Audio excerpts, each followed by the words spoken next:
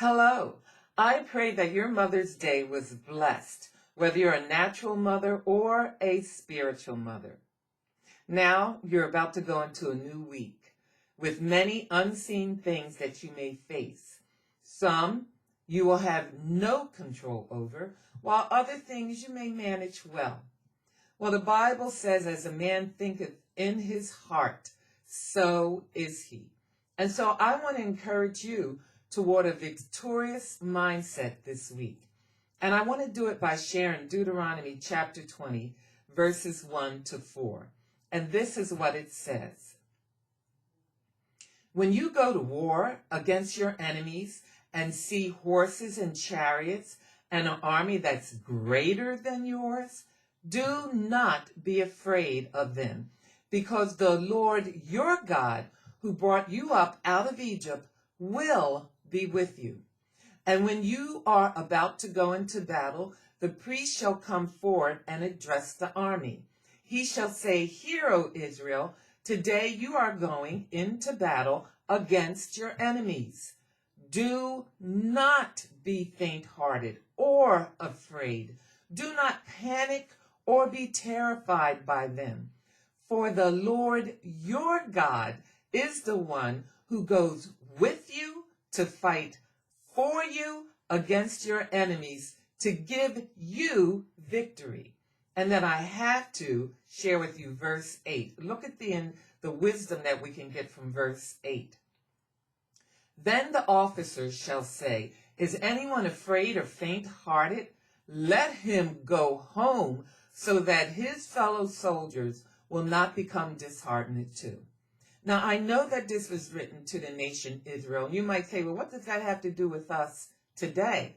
Well, the Bible says the things that are written before are written for our instruction. So I'm sure, you can get a lot out of this. And as a teacher, I would love to get into this right now and break it down even more for you.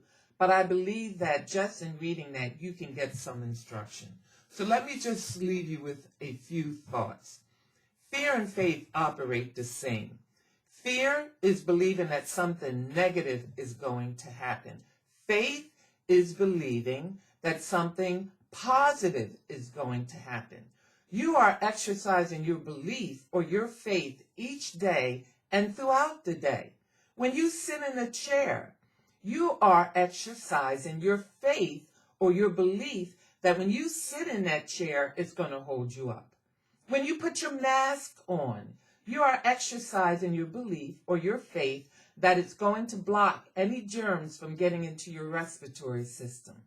When you wash your hands, you are exercising your belief or your faith that you're getting rid of any germs or anything that would cause you to become ill.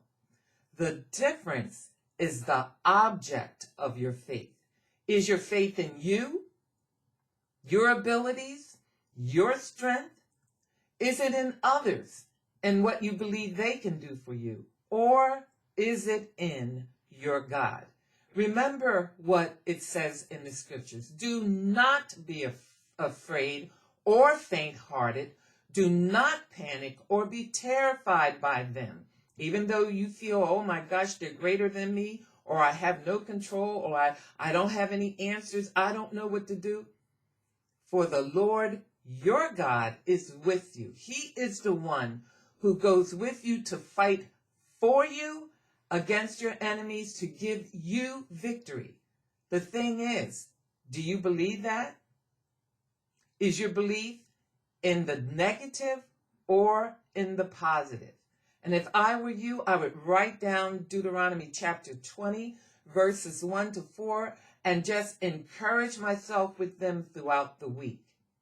And as you go about this week, each day, each moment, you will put your faith and belief in something. Will it be again in the Lord who can defeat anything that comes up against you? And if you're not walking with the Lord or you don't believe in the Lord, everything I'm saying right now is not going to make any sense to you. But you can know him and his peace that he will provide. The Bible says those that call upon the Lord shall be saved. So you can call upon the Lord and say, Lord, forgive me of my sins. Please save my soul. and you will see him enter into your life and provide what you right now do not know or are lacking by not having him as your Lord to fight on your behalf. But if you do know the Lord, you know that he is faithful. You know that he is a good God, regardless of what you see with your natural eye. Do not doubt in the dark what you believed in the light. Hold on to the word because it's an anchor for your soul. And our God is a true God who can deliver you in the midst of a storm. Well, have a blessed week. Take care.